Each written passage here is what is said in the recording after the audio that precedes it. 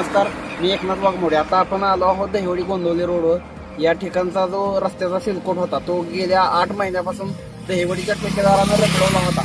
परंतु डिजिटल मीडियाच्या पत्रकारांच्या पाठपुराव्यामुळे आणि मनसेच्या आंदोलनाच्या इशाऱ्यामुळे हा सिलकोट काल मध्ये ठेकेदारानं पूर्ण केलेला आहे. याबाबतचं अधिक इतिवृत्त जाणून घेऊया सविस्तर बातमीच्या माध्यमातून. मनसेच्या आंदोलनाचा इशारा आणि डिजिटल मीडियाच्या सातत्यपूर्ण पाठपुराव्यामुळे ठेकेदाराला 8 महिन्यानंतर आली जाग. गोंदवले बुद्रुक येथील रस्त्यावरील सिलकोटचं काम अखेर पूर्ण. पाहुयात सविस्तर बातमी.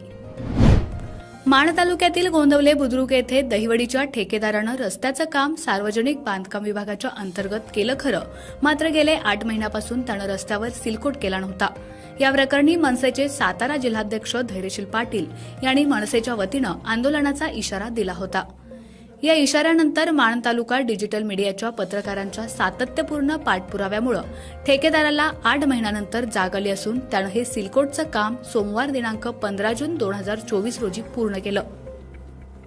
सार्वजनिक बांधकाम विभागाच्या गोंदवले विभागाच्या विजापुरे नामक इंजिनियरने संबंधित ठेकेदाराला आजपर्यंत पाठीशी घातलं होतं.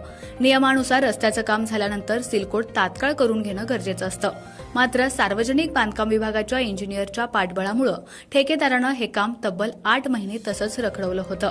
याबाबत सार्वजनिक बांधकाम विभागाचे दहिवडी शाखेचे उपअभियंता R.K. पवार यांच्याशी संपर्क साधला असता त्यांनी संबंधित ठेकेदारास फोनवरून तात्काळ सूचना देत काहीही झालं तरी 2 दिवसात रस्त्याच्या सिलकोटचं काम पूर्ण व्हायला पाहिजे असा आदेश दिला.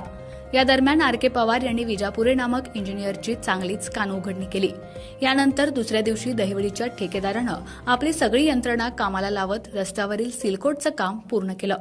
धैर्यशील पाटील यांच्यासह मनसेच्या कार्यकर्त्या व डिजिटल मीडियाच्या पत्रकारांच्या कामाबद्दल समाधान व्यक्त होतंय. आपला आवाज न्यूजसाठी एकनाथ वाघमोडे, दहिवडी.